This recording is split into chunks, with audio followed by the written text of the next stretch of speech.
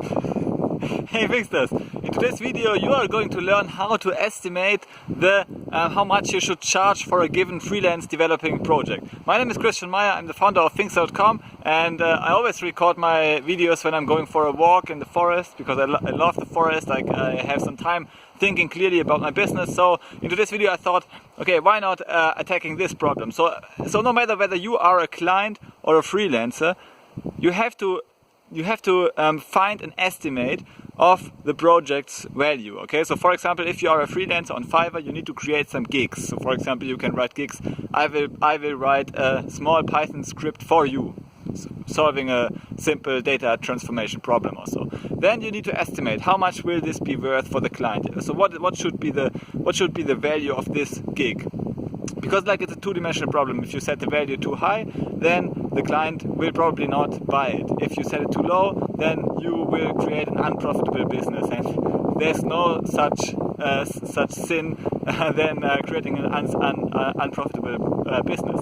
So you should like be able to figure out as a freelancer what is the value of the project, but also as a client. As a client, I mean, you hire freelancers to create value for your business, so you need to figure out how much to pay them. I often have this on both sides of the equation, more on the client side of the equation because I hire much more freelancer than delivering freelancing services myself anymore. But I started as a freelance developer, so I of course have a lot of experience how to set these rates.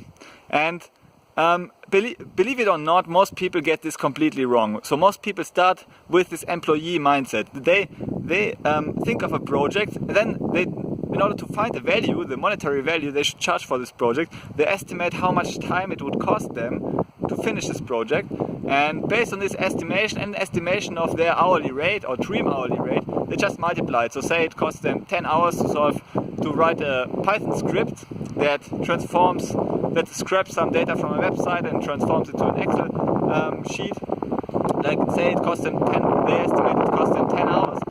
They estimate that their hourly rate is, say, $50 per hour. So 10 hours times $50 per hour is $500 for the whole project. So they charge $500. Then maybe they adapt the project plus minus some adaptations, and that's it. But this is a completely wrong way of addressing this problem, because nobody cares how much time you will spend on this project. If you can deliver the project in say 5 minutes, it has exactly the same value for the client. The client doesn't care how much time you have spent in this project. So of course your employer may care. This is the mindset of all the employee people out there, that there is a value, an inherent value of their time spent. But this is not the case at all in reality. In reality, the only value for the client is the project you deliver. And so you need to take this project, the whole project as it is,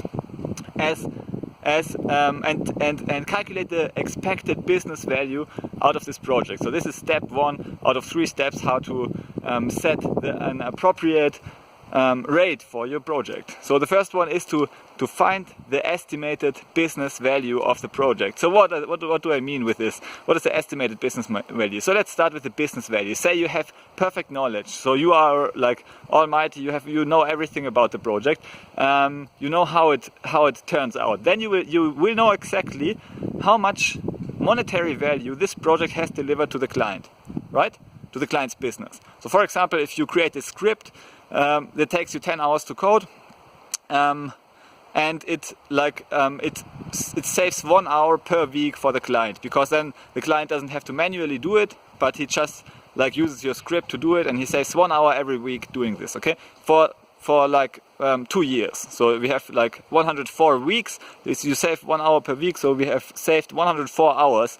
And say the average hourly rate of the client is $20 per hour, or what did we say? Yeah, say $20 per hour. You have saved 104 hours. So you have like the business value of this project is $2,000, right? So you simply take this $20 hourly rate times 104 hours. So you have approximately $2,000. So the business value of this project is $2,000. But then there's some you need to like multiply it with the probability factor. Why?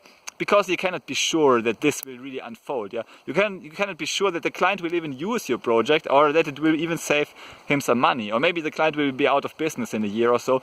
Then in this case it doesn't have any value. Okay, so you need to multiply it with the probability that this project actually delivers this kind of value which you have calculated. Okay, so you need to do two estimations: estimating the business value and estimating the probability that this business value will arise. And this gives you the expected business value, and this is your first number. And it's a lot of guesswork involved, but there's no other way around. I mean, you can either do this guesswork explicitly, or you can do it implicitly and let the market dictate it for you, which is like a bad strategy, because you will get eaten alive if you cannot estimate the value of your services, right? Because over time you need to improve the value of your services, so you need to start with this estimate. Okay, so now you have figured out the estimated business value of your project, independent of how much. No, this is completely independent of how much time you spend in the project. It's just dependent on how much value the project has for the client, and how much monetary value this will result in the client's business. And so this is the business value. This is your starting point. Yeah, so you start with value. This also programs your mind as a freelancer. This programs your mind as a client to think value oriented, to think value first. Even if you hire freelancers, you should think like this. You should think value first. How much expected business value does this project deliver? And over time you will get a feeling out of it. Yeah, so you will realize more and more how much true business value have the different projects you hired freelancers for, or you freelanced for, have actually delivered.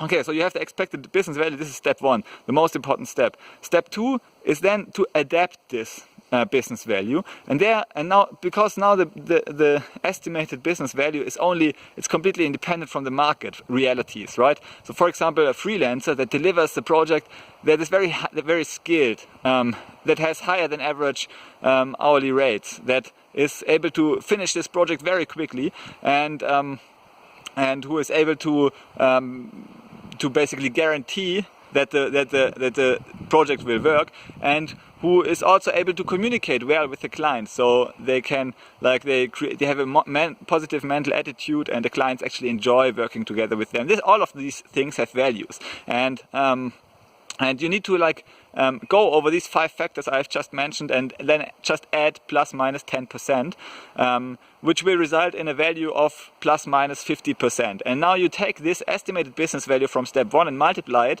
with this plus minus 50% number that you have added, okay? And basically not multiplied, but adapt it. Yeah, so you either, like in the best case, if you are a very highly skilled freelancer, you are very communicative, you charge usually a higher than average hourly rate, so you are valued by the marketplace. You can guarantee that the project will work out, and you can guarantee speed as well. Then you can multiply it with 50%, and you can add 50% to the expected business value. So if the expected business value was $2,000, you can now charge $3,000. Okay, so and the estimated business value of $2,000, maybe the probability of it occurring was 50%. So 50% times $2,000 was $1,000. But now you adapt it by 50% again. So you have $1,000 times 1.5, which is 150%.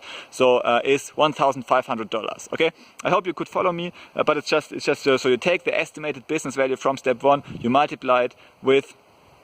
So you adapt it with this number you have figured out by answering the 5 questions I've just told you, or even just use your common sense. Basically, I think this is the most important takeaway from this. So you need to use your common sense. And now the third step is to take all these assumptions, make them explicit, write them down in a bullet point list, and send it to your client.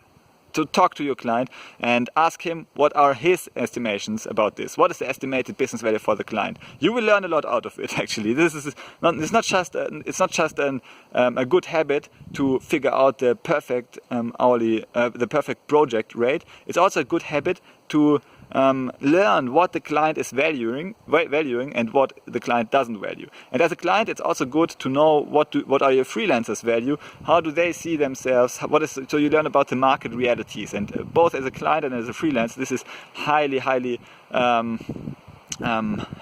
valuable business skills you can have. Okay, so you share these assumptions with the other party, with the client or the freelancer. They give their opinion, and then you have a range. You have the range from, say, the client says that his estimated business value with adaptations, individual adaptations, is like $1,000, and the client says $1,000, the freelancer says $1,500. So you can like negotiate the rate. But for a small tip for this negotiation, think long term. Both as a client and as a freelancer, the true value of hiring freelancer is in a long-term relationship. Okay, also as a freelancer, the true value is a long-term relationship, because long-term relationships means that you don't have this constant overhead of always finding new and new clients.